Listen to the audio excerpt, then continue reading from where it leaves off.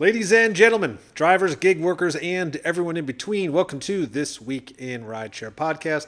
I'm your host, Jared Hoffa. It is Friday, September 12th, and this week, Waymo heads to Denver, Lyft hits up Atlanta, and the U.S. government is suing Uber. LegalRideshare breaks it down.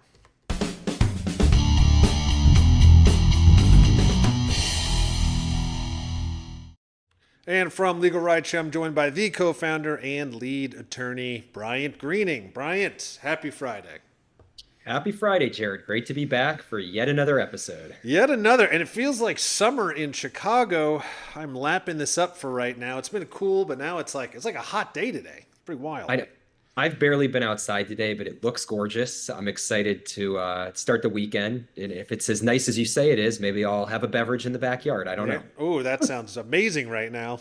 I'm all for that. So yes, like I said, definitely eat it up while we can, because as Chicagoans know, it gets cold. And a big shout out to Kevin Hawthorne. He's watching us from Lakeland, Florida. He says hello from Lakeland, Florida. So, hey, Kevin, thanks for watching. Thanks for being part of the show. With that being said, we're going to jump into this week's stories. The AV race is obviously heating up and continuing to really heat up. Waymo has landed in Denver, and this is from Jalopnik, and they reported, quote, in both cities that they're discussing, Waymo will take the gradual rollout approach it's used in the past. So the first steps will be coordinating with local officials in the area that it intends to operate. Then its Jaguar, I-Pace, and Zeekr vehicles will begin scanning the area with human drivers. Then later, the vehicles will take control under close supervision and will only take passengers once Waymo is satisfied that its robo-taxis are fully ready for Denver and Seattle. Community response is mixed. According to Denver 7, some are genuinely interested in the technology and believe in its potentially safety benefits. However, taxi and rideshare drivers are concerned about losing their jobs to automated taxis like Waymo. Bryant, this is interesting. Again, a very different approach than, let's say, what Tesla's doing. It's also interesting to see how the community is handling it. But kind of a mixed response, which we have seen community-wise excitement, slight hesitation, and obviously concern for drivers out there who make a living doing rideshare. So, again, just more developments, which I think is pretty interesting. Yeah, it is interesting, and it's interesting to watch this play out across the country and how different communities are responding. Every time we see a new city take on this sort of autonomous vehicle and AV rideshare type situation, it makes me think back to when Uber and Lyft came to town a decade plus ago, and how communities responded then and what they can learn from that experience. So way back when Uber and Lyft first started, communities really didn't have much to say. The governments let the companies roll in. There were no regulations. Citizens were kind of ambivalent because they didn't really understand exactly, how this technology was going to change their communities. And because of that ambivalence from both the community and the local government, Uber and Lyft basically got to do whatever they wanted, and the community had to, pay the price. They were on the defensive from the beginning. So I like the fact that we're having these conversations, that Denver local government, Denver's local community are talking about their concerns, or are talking about their excitement. It goes both ways, but what I'm hoping is that we have all learned from the fact that we need to step up early, and we need to set the boundaries and set the rules and regulations that we want these companies to abide by, rather than the other way around. So as Denver accepts autonomous vehicles and robo-taxis onto its city streets, I hope they're thinking really hard about how they want to have that technology rolled out, how they want to regulate it, how those regulations are going to be enforced, how safety is going to be dealt with, how insurance is going to be dealt with. These are just all factors that need to be addressed early and often.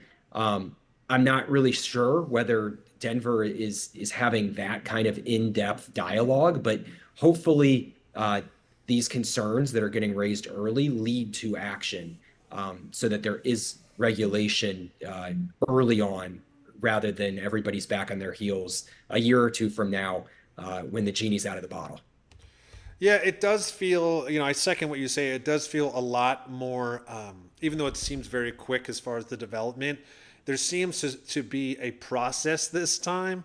I wasn't heavily involved in rideshare when it first came out, in the late 2010s.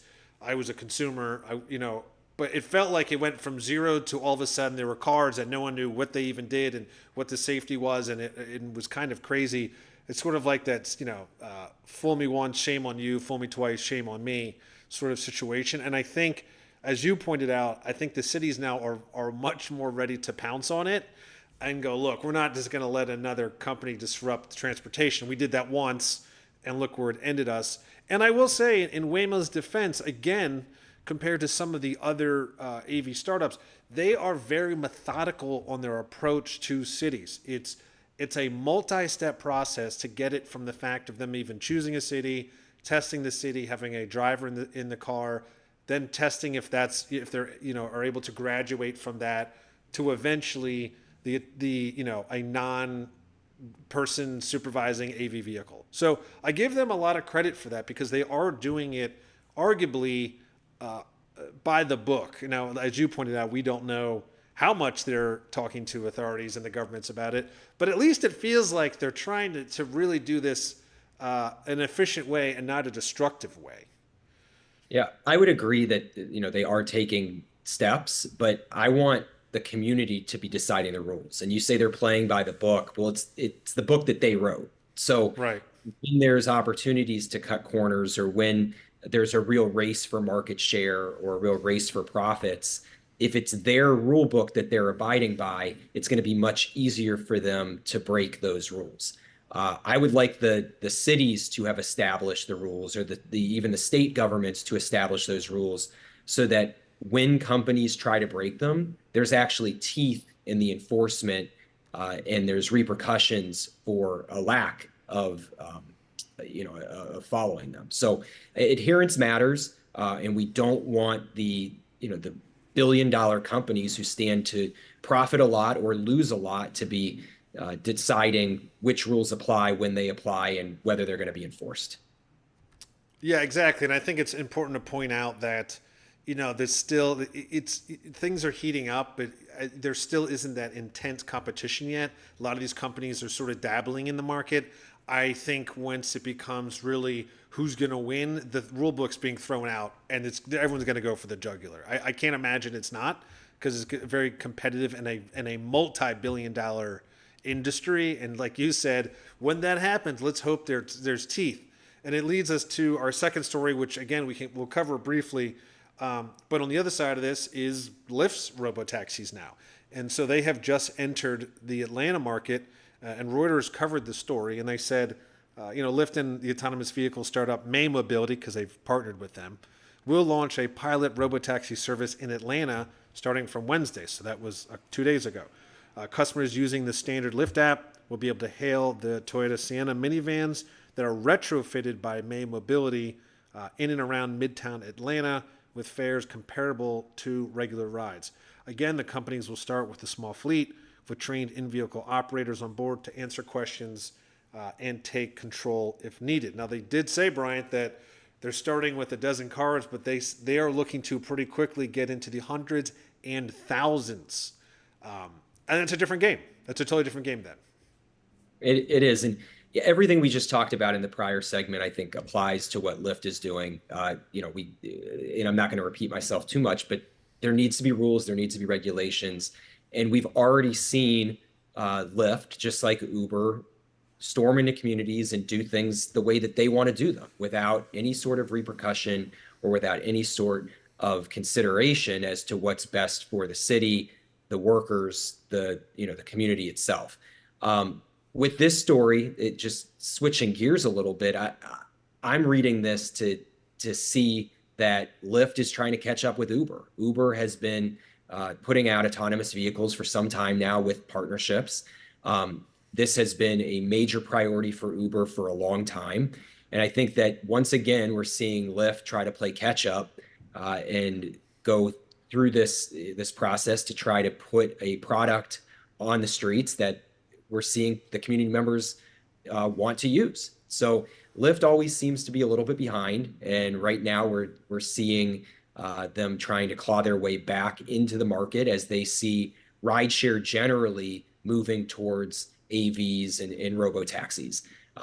I don't think cars with drivers in terms of rideshare is going to be totally gone really ever, or at least not for decades. I think there's always going to be a market to have a driver in the car for some members of the community.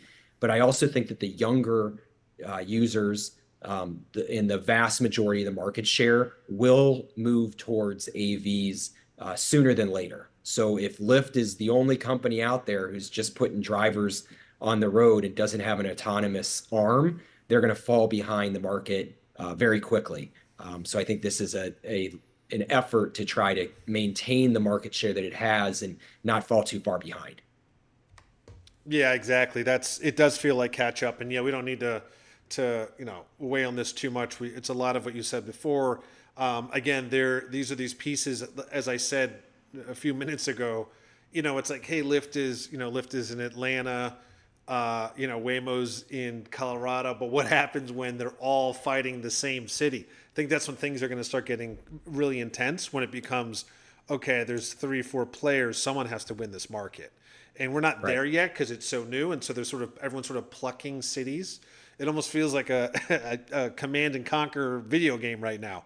Like they're plotting their cities to start the bases, but eventually they're going to collide, and I think that's when we're going to start seeing some really crazy stories. But I think that's right. It's going to be a vicious fight. yes, we're not there yet. But I will say this, which will transition to our final story. We seem to be on the pulse of things on this show, and it makes me very proud because I believe just last week or the week before, we were discussing the issue with disabled passengers getting rides. Well, I don't know if the U.S. government watched our podcast or not, but they are suing Uber for discrimination over disabled passengers. And this is from The Guardian. And they reported, quote, the U.S. government sued Uber on Thursday, accusing the ride-sharing company of violating federal law by discriminating against passengers with disabilities. In a complaint filed in San Fran federal court, the U.S. Department of Justice said Uber drivers routinely refuse to serve riders with disabilities, including people who travel with service animals or stowable wheelchairs. The department also said Uber and its drivers illegally charge cleaning fees for service animals and cancellation fees to riders who are denied service, and some drivers also allegedly insult and demean people with disabilities or refuse reasonable requests such as letting impaired passengers sit in the front seat. So Brian, like I said, we had just talked about this. That was a story that was local to Chicago about a woman who was struggling to get a ride. I don't know if that hit the radar of the U.S. government, but they're going after Uber. They're doing it. You know what? I would be shocked if the government's not watching This Week in Rideshare. So Right? We know you I'm are. sure, I'm sure that's where they got this information. But no, this is a major story. And I think what we can all take away from this is that there needs to be accommodations made for disabled passengers. That is federal law. It's state law in many circumstances as well. And ultimately, what this comes down to is the rideshare companies doing a poor job of educating its workforce as to what's required. Most people are not well versed in the ADA. Most people don't know what's required in terms of transportation when you're dealing with individuals who have certain needs. And that falls on the corporations to make this information readily available and ensure that disabled passengers are getting the rides that they need, that they deserve, and that they're entitled to. Hearing things like, charging cleanup fees for animals that are in the vehicle for disabled passengers, or not letting certain passengers sit in the front seat. I mean, from a purely human perspective, like I can understand if a driver doesn't totally understand or consider that the person needs that service animal or understand why that person wants to sit in the front seat. That driver needs to be made aware that the person who is making the ride request, if they're claiming a disability, they need to take that disability seriously. They need to give the benefit of the doubt. And you don't get cleanup fees for service animals. You have to make accommodations like let the person sit in the front seat. And I think that most drivers are compassionate people. And if they one understood the needs of the person who was getting in their car, and two understood the laws, they would absolutely comply. So many of these issues are not based on a unwillingness to comply with the law or any sort of malfeasance on the part of the drivers. It's the company's failure to properly educate and properly require compliance with laws that they should know well, and that should be one of their top priorities to enforce. Yeah, and hopefully, out of this suit comes sort of those demands and requirements, right? Like you said, most people are good people. They want to do the right thing. There's a lack of education here, and they're also, these drivers are under such immense stress on time, on the next ride, on anything. I think a lot of that plays into this. And so when you throw a wrench in what they're supposed to be doing, it really becomes a situation that no one knows what's right. They get frustrated. They cancel the rides. So I think that's a really good point on that. But we will see. I don't, it says they just filed it, but I do not know to what extent and where it's going to go from here. But I'm sure we will be updating this later. But that being said, that is the stories for this week. And as always, Brian, I'll give you a final say before we head into the weekend. Yeah, we always remind everybody that Legal Rideshare is ready and available to offer free consultations should you ever find yourself in an accident or injured on the job. We represent drivers, we represent passengers, we represent victims, anybody who is injured in the scope of rideshare or gig work. We can help you recover things like pain and suffering, lost wages, the cost of medical treatment, and any other damage that you sustain. We remind everybody that time is of the essence. These cases do not get better when time passes. So please reach out to us as soon as you can. Consultations are always free, and all of our contact information is on our website, legalrideshare.com. Thank you, Brian. And as I like to say, that is the end of this week in Rideshare. See you next week.